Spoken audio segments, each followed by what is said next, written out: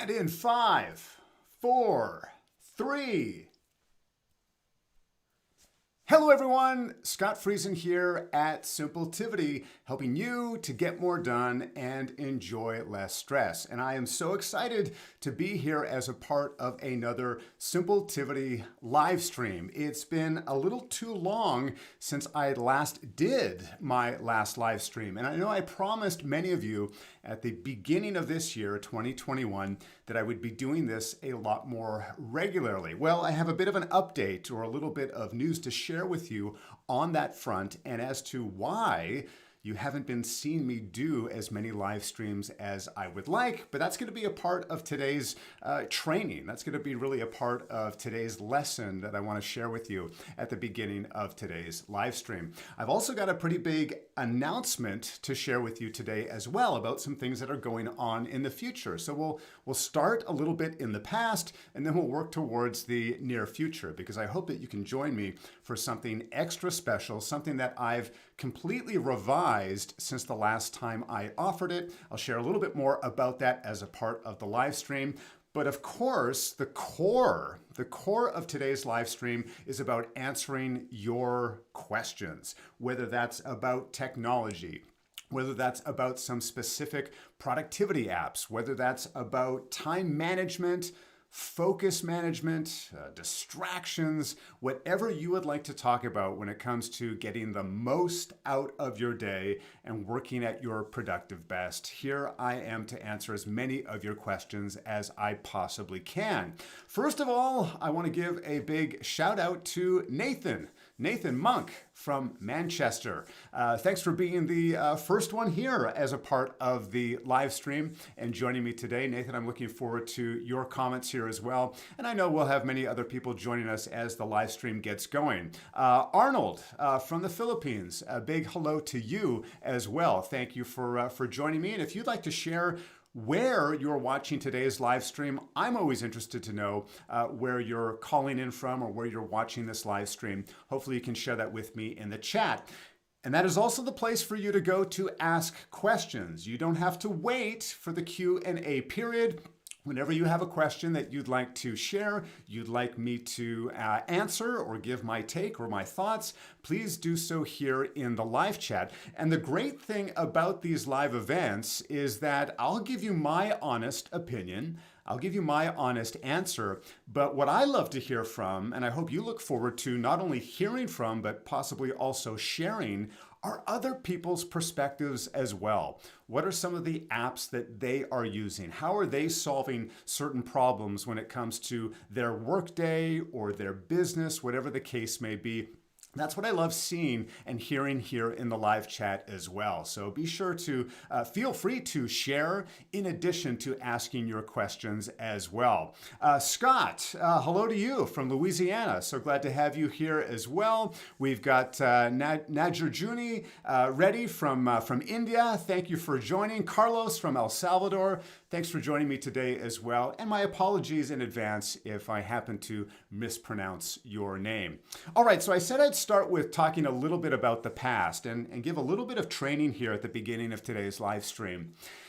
As many of you may know, the tagline here at Simpletivity is to get more done and enjoy less stress. And I really believe that there's a bit of a cyclical relationship between those two. That when we are working at our productive best, when we're getting more done, that we will enjoy less stress in not just our work life, but in other parts of our life. And conversely, when you are experiencing less stress, you are capable of working at a higher level. You're capable of producing more and simply doing more.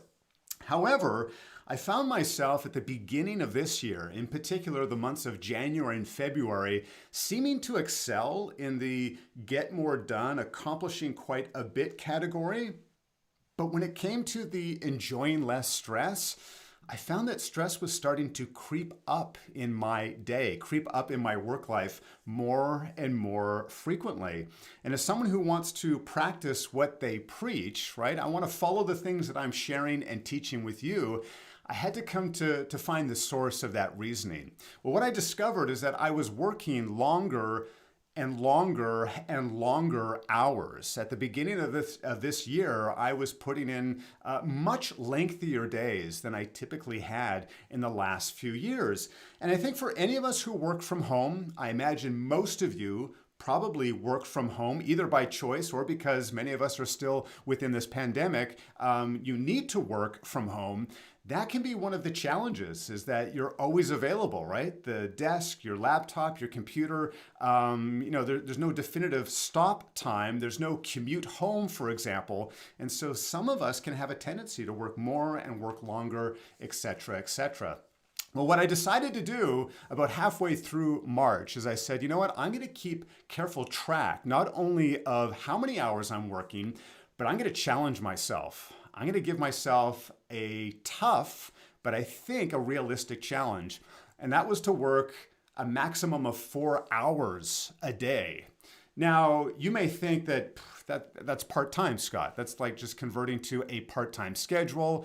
Scott, you run your own business. Well, I guess you can do that. I guess not all of us can do that and simply cut our hours in half, for example. But here's what I wanted to share with you. When I say that I limited myself to working only 4 hours a day, I meant that only work-related activity was going to count. If I took just as little as 5 or 10 minutes to look at my personal email or to go onto social media, the timer stopped. If I got up to just go take a quick 5 or 10 minute coffee break, for example, grab a snack, use the washroom, the timer stopped. I specifically tracked only working activities and only work hours. Now, if you're curious as to what I used for that, I used an app called Toggl, Toggl, and I'll try and leave a link to that description later on after the live cast is over. And the interesting thing is that my day actually didn't shrink that much. It actually revealed to me how much I spent working spaced out over the day. And if you subtract out a lunch break, those other small breaks, the things that you do that are not work-related, you might not actually be working, yes, I used air quotes there, working quite as long or quite as often as you may think. So I'm continuing with that challenge. This counts, of course. This is work-related activity, so my timer has already started for the day, and I'm going to try and commit to that. You can look forward to a video probably in the next few weeks, giving you a little more detail about that. But the one thing that I hope you take away from my experience is how effective using a timer can be. I truly feel that using a timer as a part of my workday, focusing on certain segments, making sure I don't spend more time than I need to in email, for example, I give credit to my timer and how I use my timer as a part of my day. And that's just one aspect that I would love to share with you in something that is also coming up. Now we're moving to the future, and that is the Reset Productivity Masterclass. Now, I'm not going to spend a lot of time talking about this right here, but I did want to let you know that my Reset Productivity Masterclass, this is a live 4-week course that I offer only 2 times a year, will go on sale this Thursday, April 22nd. If you would like to learn from me how to pick the best apps and technology for your customized workday and the way that you like to work, you're not going to want to miss out on this event. The Reset Productivity Masterclass, it runs from May 11th to June 3rd, but registration opens this Thursday. I have left a link in the description down below, so if you'd like to learn more, you can go there, and otherwise you can just go to simpletivity.com. You can read about what other past participants have experienced, and you get to learn from me live in an environment not unsimilar to this throughout a 4-week duration. I'll have a little bit more about that later on in today's live stream, but I can already see that we're getting a number of questions coming in here. So I want to make sure that I leave the bulk of our time today here for your questions, answering as many as I possibly can. Just before I do, Gabriel from Poland, thank you for joining me today. Glad that you could come here as well. Okay, so we've got a few questions here that are already coming in. Arnold starts off with Keynote or PowerPoint. your thoughts. And you know what? That's an interesting one, Arnold, because I think for most of us, we tend to associate those two presentation software with the operating system that you're using, right? That if you're an Apple user, you're automatically going to be using Keynote. If you're a Windows or a PC user, you're automatically going to be using PowerPoint. And I think for many of us, that probably is the case, although of course you can use PowerPoint on a Mac setup as well.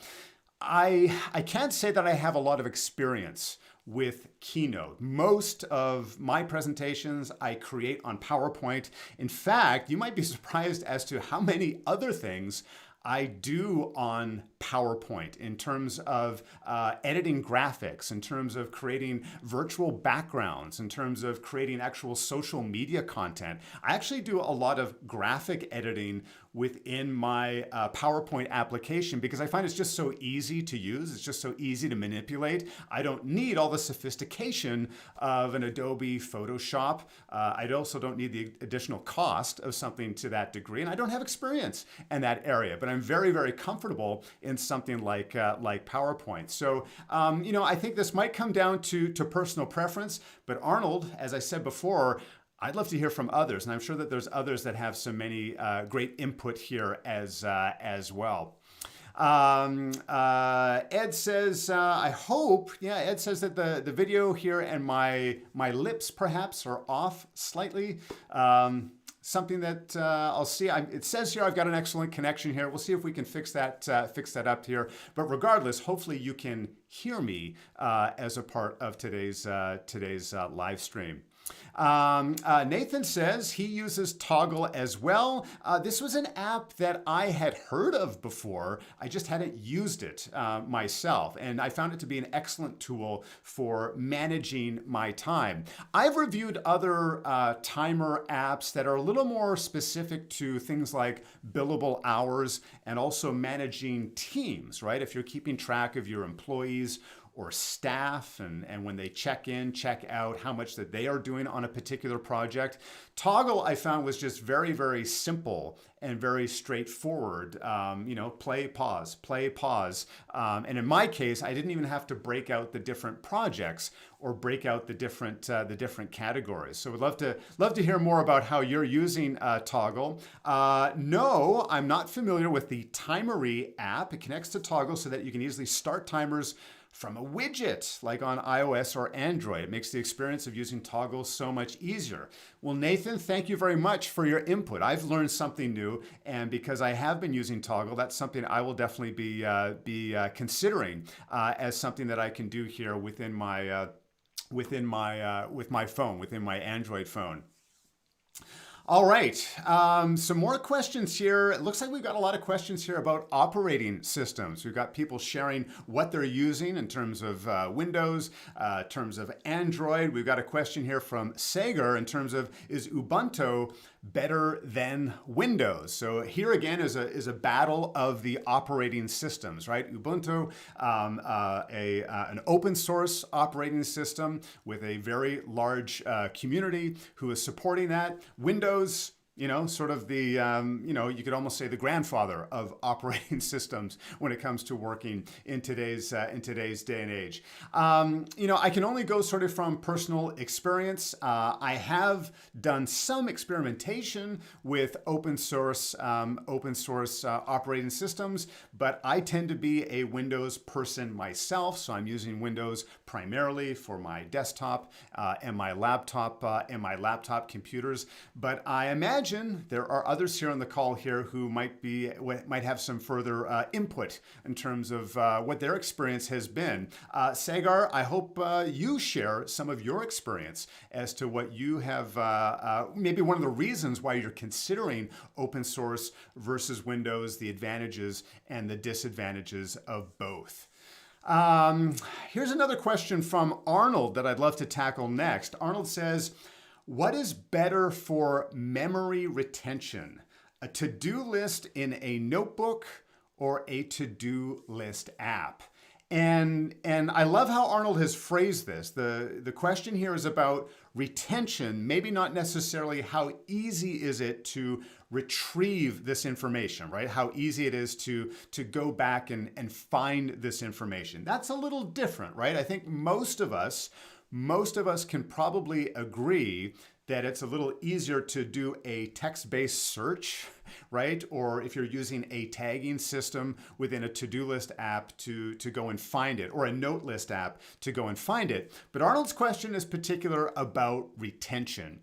And I would say, both from my experience, the experience of many of my clients, but also with a lot of the literature that I have read over the years, is that yes, something about physically writing something down does wonders for being able to recall or retain that information later on, a week from now, or whenever you need that information. The other thing that I think is important with your question here, because you are framing it around a to-do list, is what is maybe not only for retention purposes, but for commitment purposes, right? So what is going to do a better job of making sure that you're going to accomplish those three things today? If you just have something spitting it back at you in your technology or your app, are you as invested in accomplishing those tasks? Are you so focused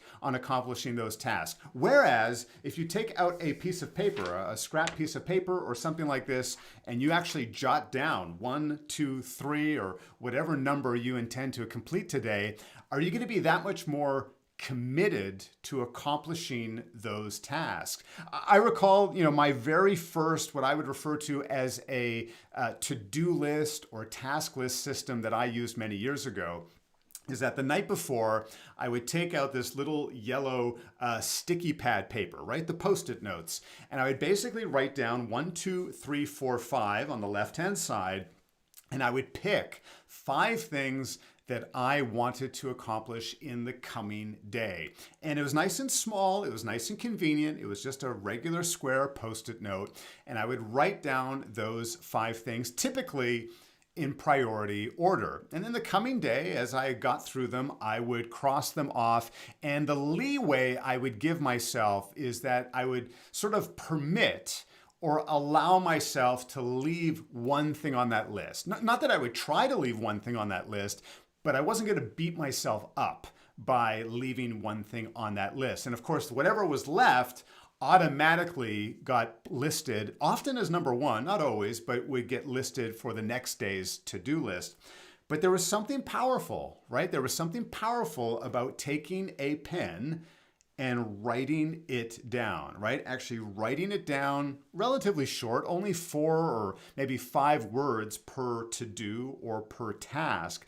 But something about physically writing the words can help you in committing to those tasks, making it that much more specific. Now, I know here on the Simpletivity channel, we talk primarily about technology. So how does this relate to your to-do list apps or wherever you manage your projects?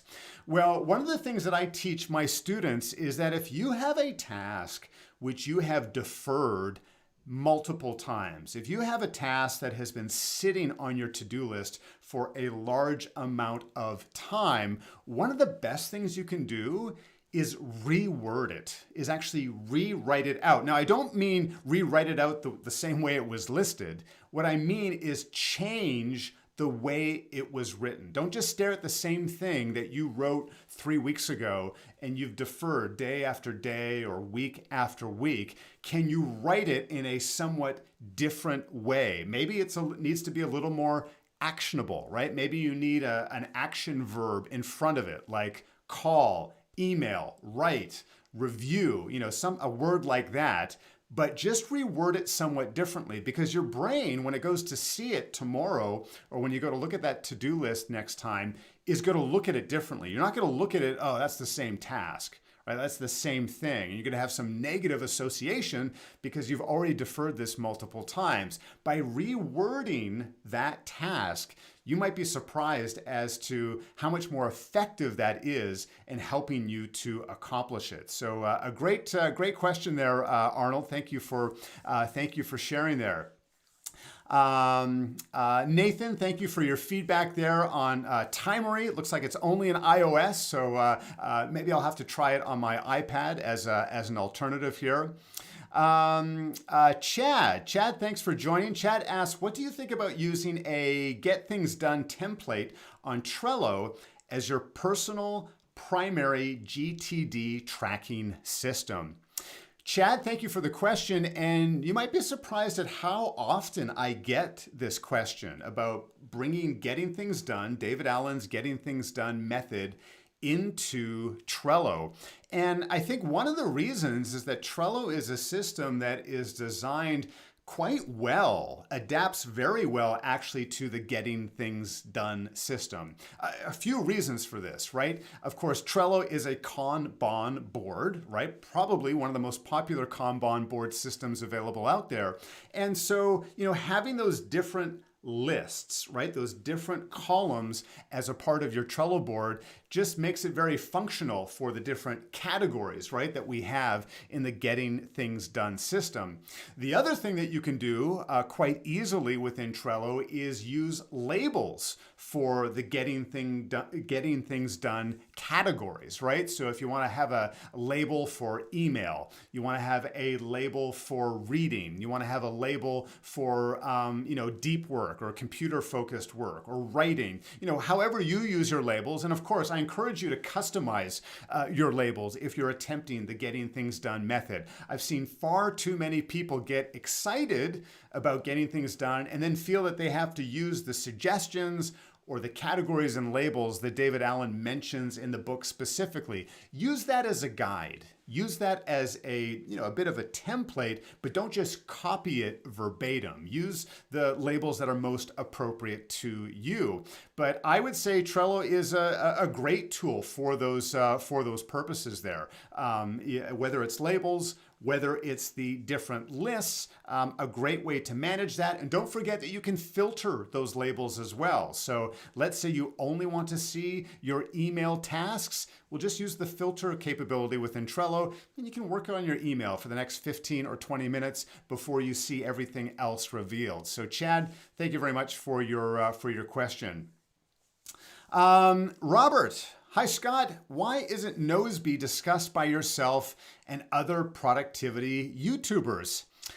I don't know if I have a good answer for that, Robert. But Robert, I'm always interested in your questions. Robert, I think you're one of the most faithful attendees here of my live streams on the Simpletivity channel. So you know what I'm going to do is I'm going to make a quick note of this off the side of my desk. And you know what? Maybe I can come back and do a little more focus on that or do a little more research on Noseby. Who knows? Maybe you can even see a future video on the topic in the future. Thank you for the question, Robert. Arnold says, any recommended book about self-improvement? Well, you know what? Before I get to some of my recommendations, because I am a fairly avid reader, and yes, a lot of what I read is based on productivity, time management, self-improvement. I mean, time management usually gets sort of boxed into or grouped into sort of that self-improvement label. But just before I do, I want to shout out or give you a recommendation to go to look for a number of fantastic self-improvement books. And that is my friend on the Productivity Game channel. So that's right here on YouTube. The channel is called Productivity Game, and it's actually all about books. I know books aren't in the title, but what Nathan does at the Productivity Game YouTube channel is that he takes some of the very best self-improvement books, books on productivity and time management about getting the most out of your day and most out of your business. And he doesn't just do a summary. I know there's a lot of channels who will give you sort of a book summary, but what I love about the Productivity Game channel is that he takes sort of one core theme or one core topic from the book and then he dives deeper into it. And he's got some very entertaining animations. They're roughly 7 or 8 minutes in length, but it feels like you've gotten so much more out of it than just the basic bullet points of a 300-page book. You actually get something valuable that you can take away from it. So if you haven't checked out the Productivity Game channel, I would encourage you to do so. Now, there's one other reason why I wanted to mention Nathan and his channel, because he's going to be a special guest at the Reset Productivity Masterclass. So he's actually going to be joining me and sharing some of his best books, how we can get more out of our reading so we can have a more productive day. So if you want to hear his thoughts and ask him questions live,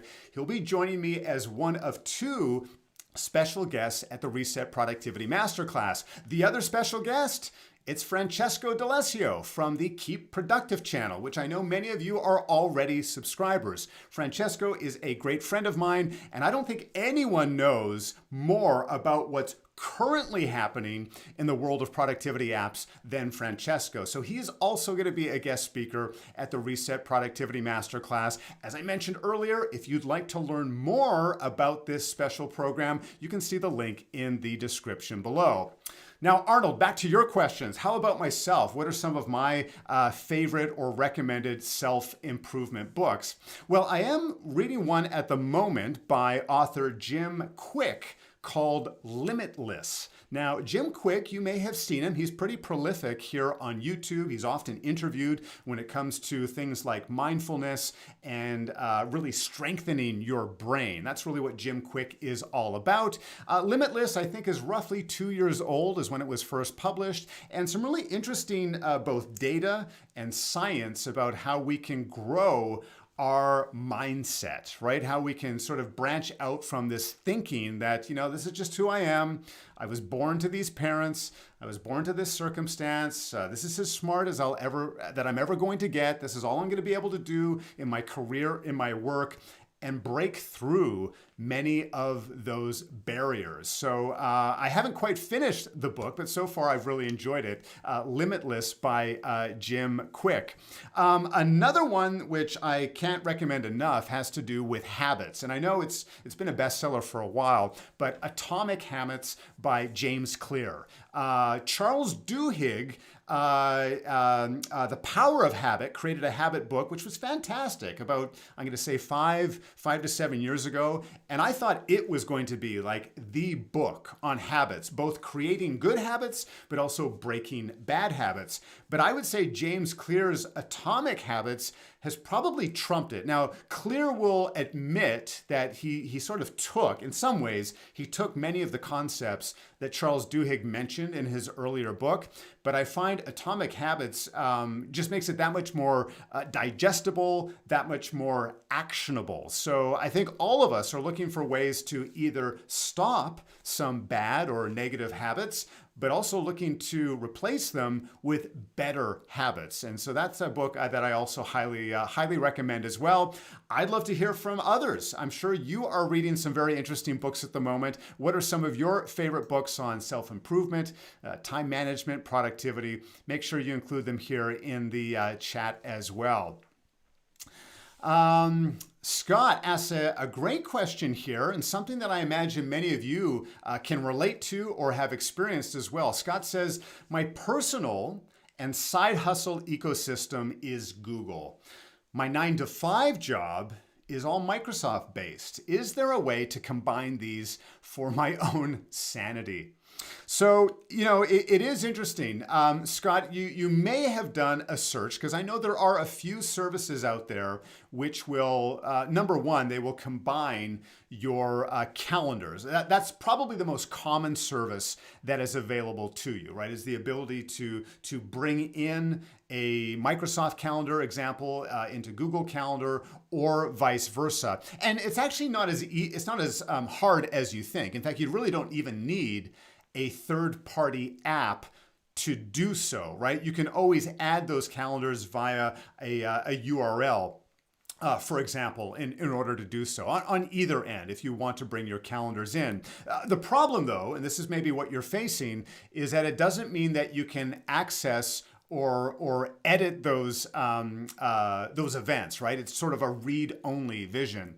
From a calendar perspective, one of the tools that you may have heard me recommend here on the channel is an application called Woven. Now, Woven, W-O-V-E-N, will allow you to bring in multiple calendars, including both Microsoft and Google calendars.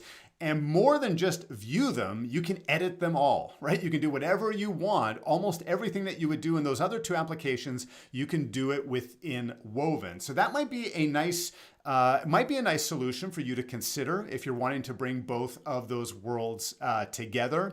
When it comes to email, you also have the opportunity to forward email from one to another and then be able to reply from it. That may take a few extra steps as well. But this is one of the things that I would like you to keep in mind, Scott. Something just to think about. I know you mentioned here, how can you combine these for your own sanity? What I would ask you to consider are some of the benefits that may already exist by having some separation. So I'm a big believer here at Simpletivity that limitations can be liberating. That's actually a phrase that I use quite often when I am teaching. Limitations can be liberating. So in this case, you may say you have a bit of a limitation, right? You've got these two different worlds, Google on the personal side, and you've got Microsoft when it comes to your day job, your 9-to-5 job. But there may actually be some really good positives, some really good positive outcomes as a result. So for example, when it comes to your focus, can you put away, your 9-to-5 job and either log out or minimize or close down Outlook, and now you're working exclusively on your side hustle or you're exclusively on your personal email? I find that sometimes technology, even though we've got all of these integrations, we've got Zapier, we've got other things and APIs that can connect all of our software together, sometimes there's a benefit that we overlook. And that is having some separation can actually help you and go a long way when it comes to your focus and not being distracted. For many years, I combined my personal and my business email into a single Gmail account, right? So I had it forwarding to my personal account so I could respond. I would respond as my business account, of course, but I was managing all of my email from a single inbox. And eventually I discovered that, my work emails were winning. They were winning 80-90% of the time. And what I mean by that is that I was giving them so much more attention than my personal emails. I get an email from even like a relative and I'm like, yeah, that's great and all, but I got to get back because I've got business email here that I need to handle.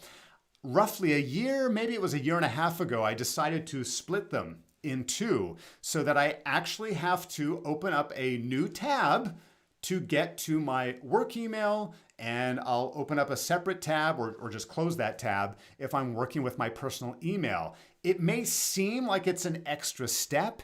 It may seem at first glance like it's a bit of a limitation, but I would tell you from my experience, everyone's different, I get that, but from my experience, it was actually liberating. It actually allowed me to do more on both sides and regain that focus. So something just I would ask for you to consider there, Scott, as you search for the best solution that's going to could work for you.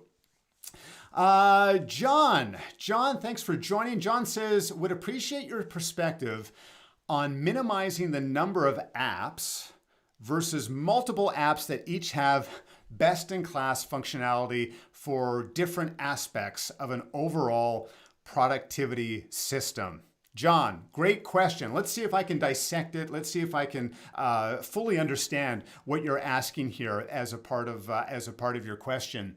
I believe what you're getting at is that there's an awful lot of apps that are specialized and are maybe, as you say, best in class for the thing that they do, right? So you've got a lot of apps that are excellent in that one thing or that one area. And I think one example that comes to mind is note-taking. is that there are some really great apps out there that are exceptional when it comes to taking notes, grabbing information, web clipping, etc. But they don't do anything else, right? They are meant to be a note-taking app. But then we have some other tools that actually have note-taking as a part of what they provide, right? Maybe they're a to-do list first, or they're a project management tool first, or whatever the case may be, but they have a note-taking component. So do you pick the note-specific one and work that into your family of tools, or do you select some tools that maybe do a little bit of everything, right? Do a little bit of everything, and there's less app switching, like you mentioned, right? There's less need to go from one app to the next, but maybe it's not the ideal experience, right? Maybe it's not the best note-taking app under the sun. So I'll give you my take on this, and I'll use an example of an app that I truly love, but I do feel that some people get disappointed with maybe not the promise that the app is making, but maybe just they're disappointed by their own expectations. So Notion is really a fantastic productivity tool.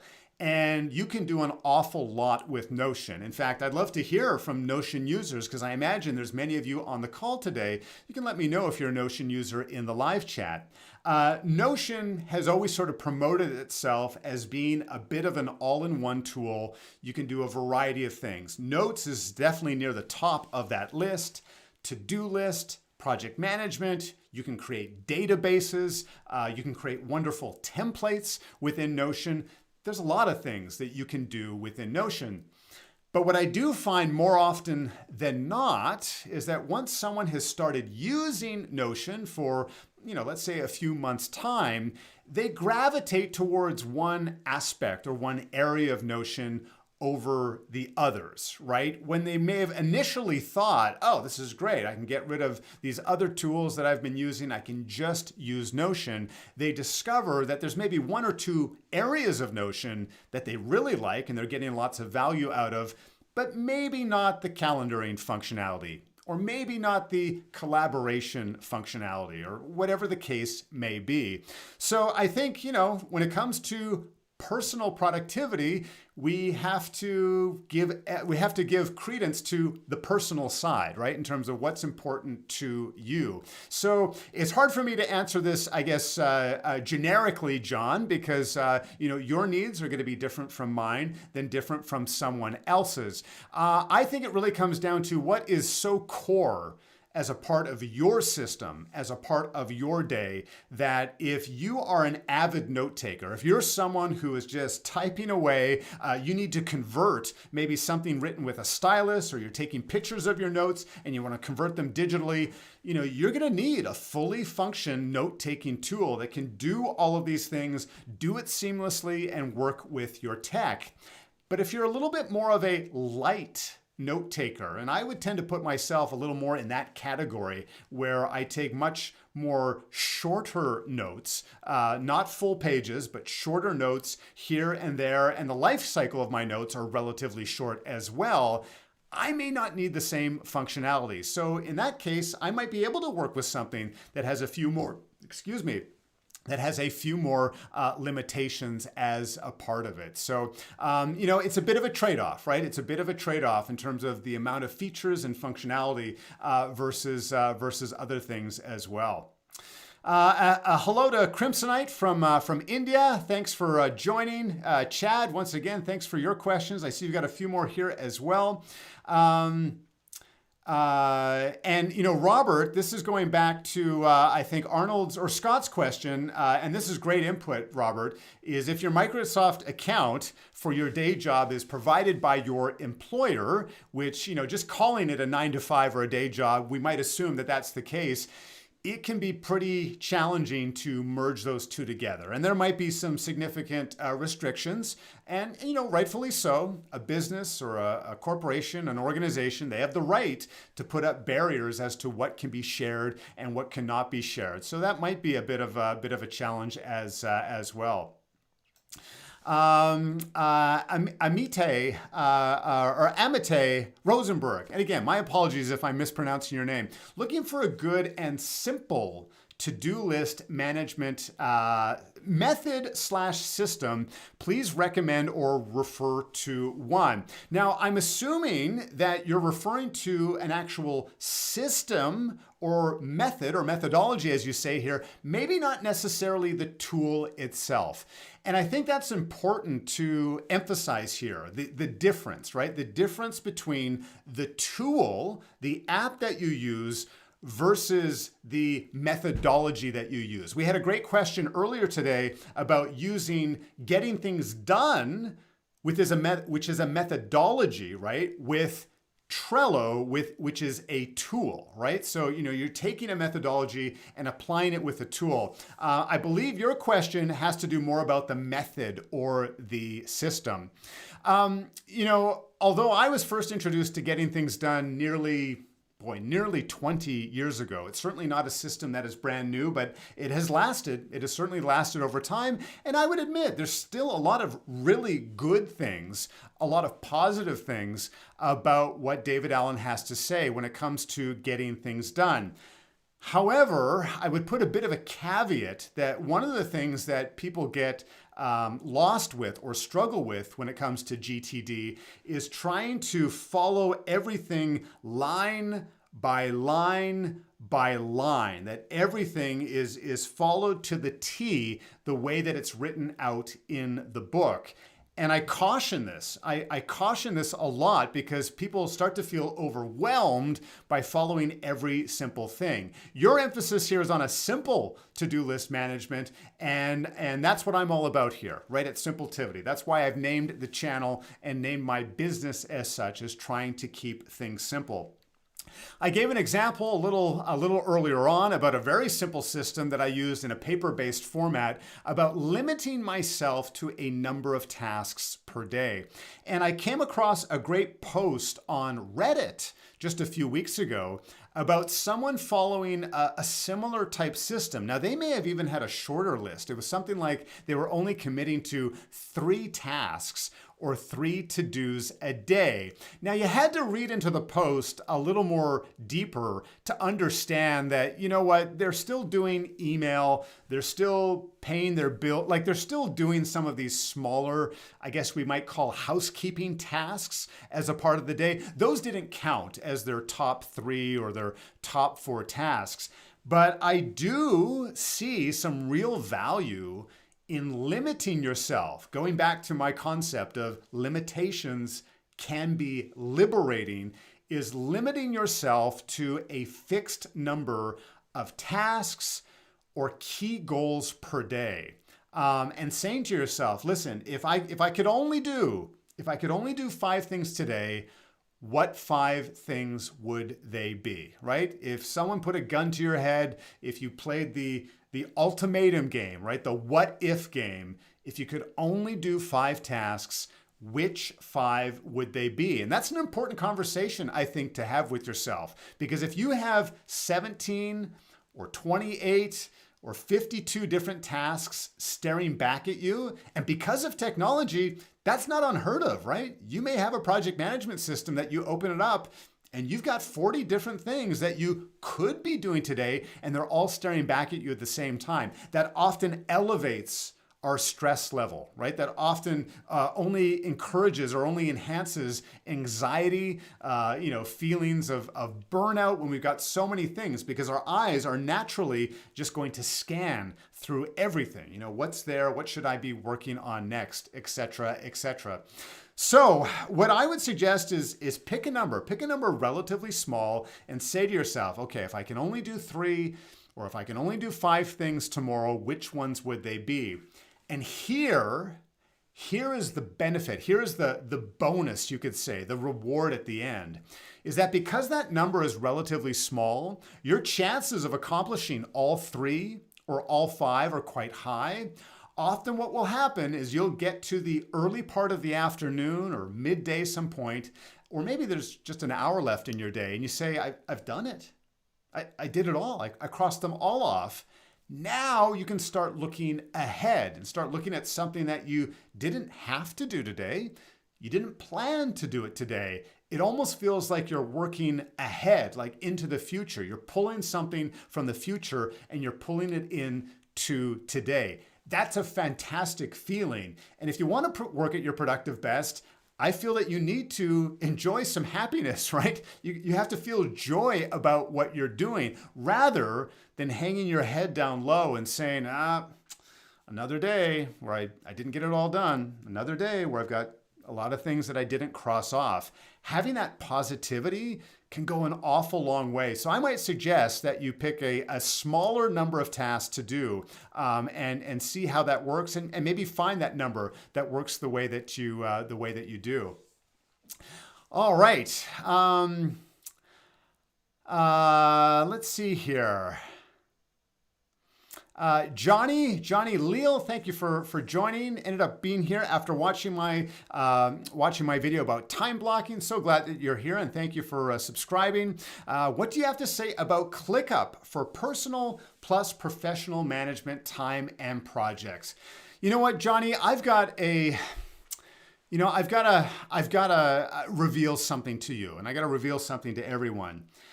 ClickUp continues to be that product that I get recommendations regularly. Not all the time, not every day, but I get recommendations regularly. I know ClickUp has grown many more followers. I know ClickUp has done a lot more advertising here on YouTube and other places on the web.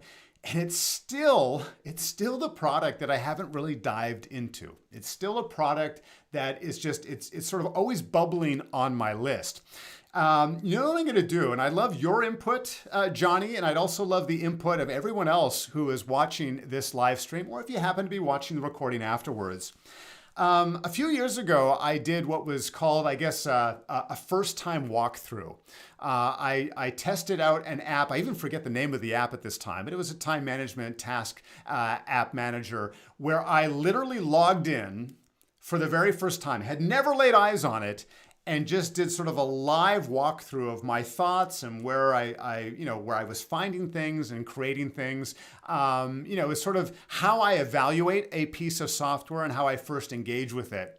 Because I am still a ClickUp virgin, I'm wondering, what would you think? Would you be interested in watching a video of me logging into ClickUp for the very first time and actually just going through it, actually exploring it from someone who has never had any experience with the app? Is that something that you'd be interested in? Would you at least find it entertaining or maybe have a laugh if you are a ClickUp user? Let me know, because I've been toying around with that idea for the last month or so. In fact, I think I have it on my YouTube schedule as something to do in the next few weeks. But I want to get your input. Is that something you'd be interested in seeing, or would that be a waste of your time and a waste of my time as a result? So would love to get your feedback on that. Crimsonite says his or she, book for productivity book I have read is The Power of Positive Thinking by Norman Vincent Peale. Thanks for sharing. I think we're all looking forward to can always use another book recommendation. So thank you for sharing. Let's see here. Oldie but goodie book. This is from John. The 10 Natural Laws of Successful Time and Life Management. So by Hiram W. Smith. Thank you for the recommendation, John. And for those who may have joined us a little bit later in today's live stream, I did want to take just another brief moment here to mention the Reset Productivity Masterclass, something that I am which is going on sale in just 2 days' time, this Thursday, April 22nd. Now, this used to be called, if you're a longtime subscriber to the channel, this used to be called the Reset Productivity Bootcamp. And the bootcamp was also a 4-week program helping you to find the tools and find the methods that work the best for you. And the great thing about this program is that because I deliver it live, not only do you get to learn from me live, similar to an environment like this, you get to ask me questions directly, but of course everything is recorded. So if you can't make a live session, you can always watch those recordings afterwards. But I decided to completely revise it, and that's why the new name change, the Reset Productivity Masterclass. While the program is still 4 weeks in duration, there are actually 8 sessions. There are now 2 sessions per week where we start with methodology, but then we dive in deeper into the technology. We'll actually run you through some actual examples, look at the pros and cons of different types of technology and different types of apps. And as I mentioned before, we've even got some experts, some guest experts joining us, including Francesco from the Keep Productive channel, Nathan from the Productivity Game channel will be joining me as well. There's even an opportunity to join the premium enrollment where you'll join me for a 3rd session per week. That's right. On Fridays, there's a 3rd session where premium members will get to engage with me live. And this is more of an open forum. You get to meet other professionals as well. I want to get back to a few more questions here, but if you are interested in joining me or at least learning more about the Reset Productivity Masterclass, there is a link in the description below where you can read all about it. You can read quotes from past participants. Again, registration opens this Thursday, April 22nd. All right, let's get to a few more questions here. Amitai says, another question on task management: how to prioritize and schedule /time block tasks. How do I know which task to block in first, how much time to put into it, and when to block it in my schedule? So some great questions here about the concept of time blocking. And just maybe a quick review for those who are not familiar with this concept. It's really creating an event or an appointment on your calendar for a particular task, right? It's not a meeting. You're not joining someone. You're not traveling anywhere. This is time where if you've got an important report to write, you're blocking out an hour or 90 minutes, for example, and that's when you're going to do it. Wednesday morning from 10 a.m. to 11:30, I'm going to write that report, right? It's putting it on your calendar. So let me see if I can answer some of your questions here when it comes to time blocking. One of the things where I think a lot of people go wrong when it comes to time blocking is that they block off almost every hour or every minute of their workday. And I really encourage against that approach, is blocking out too much of your day, because our days are, our days are dynamic.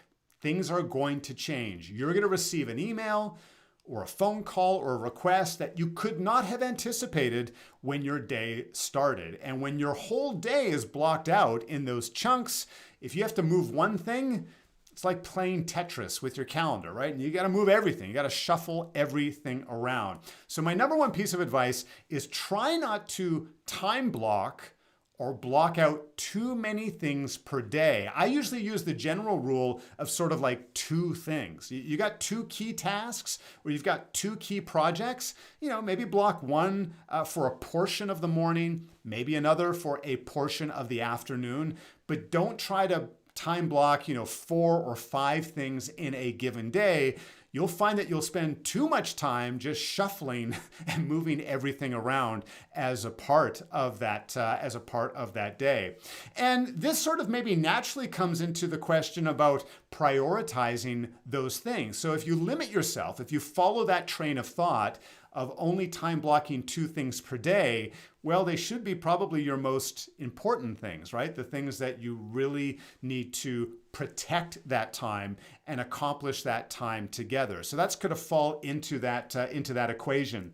One of the questions that I still use on a regular basis, and I touch on this in a little more detail in the Reset Productivity Masterclass, and that is a question which is often referred to as the one thing. And speaking of books, this actually comes from the book, The One Thing by Gary Keller. And the question that he encourages us to ask when it comes to priorities is this: what's the one thing that once you've completed it, right? Like once you've accomplished it, is going to make everything else easier or unnecessary?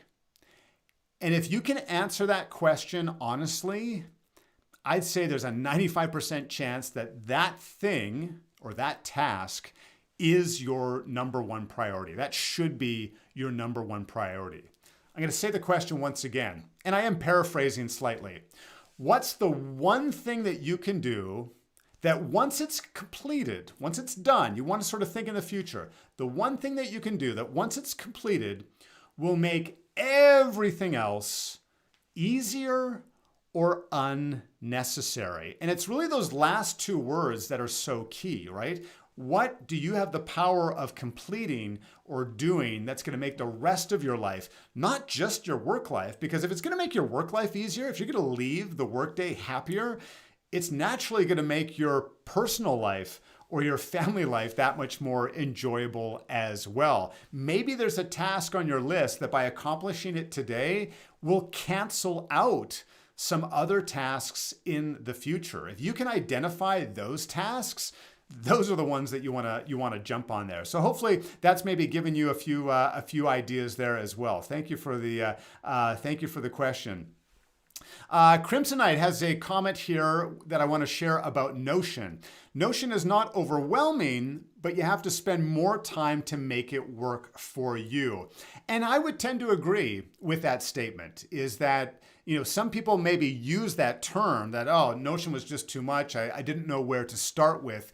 It does take a little more time to get comfortable with it, to learn the ins and outs of Notion. I will admit there are going to be some users where it is too much, right? That for their comfort level. I think an example of this is because you can edit virtually anything on a Notion workspace, is that there are some users who say, listen, I want a bit more of a defined fields, a few more defined categories. I don't want to accidentally delete something. And I think there are some users that fall into that category where it's almost, to them, Notion almost feels more like a blank web page where they're coding to a certain degree, right? They're building something completely custom. And, for some of us or for some users, they may find more comfort in a system that has a few more defined boundaries. Not a lot, but just a few defined boundaries as to, okay, you need to play within this space, but you're not going to break it all, right? You're not going to accidentally delete something altogether. But a good observation there. Thank you for sharing that as well. John, thank you for the very very kind comments, and thank you for everyone for your positive and kind comments. I've said it before and I'll say it again. I really try to read all of your comments on my videos themselves. And there's an awful lot of comments there, but I try my best to read them because if you've put the effort in taking a moment to ask me a question or to submit a comment, the least I can do is read it. I may not be able to reply to all of those comments, but I really do appreciate all of your support. And that's one of the reasons why I love doing these live streams. It's one of the reasons why I love teaching live in the Reset Productivity Masterclass, because, recording and uploading videos is great and all, but, it's me in an office recording those videos, hoping that you'll get some value from it. I love being able to interact with you on this level. So thank you for your comments here in the live stream, the comments on the video, and whenever you have an opportunity to share. That really does mean a lot to me, and I thank you. I thank you for that. Johnny, thank you for your feedback about ClickUp.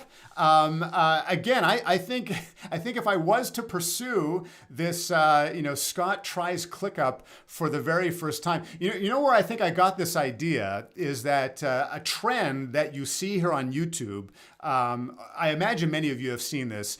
Are people listening to an album or listening to a popular song for the very first time, right? They put on their headphones, their hi-fi headphones, and they listen to a song that many of us have heard many times, but they're hearing it for the very first time. And you're getting their reaction, right? You're getting their reaction.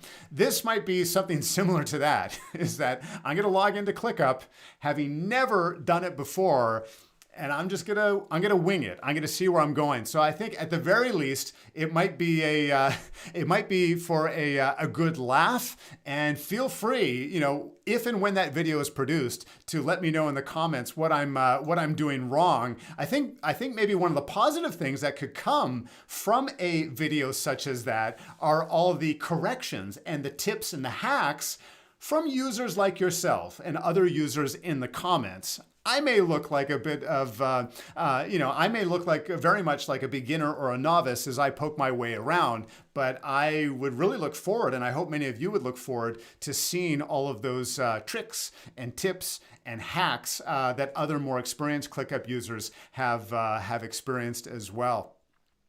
Well, as we wrap things up here, I know we're at the top of the hour. Once again, my heartfelt thanks for spending some time, taking some time out of your day to join me here on the live stream. Thank you for your questions.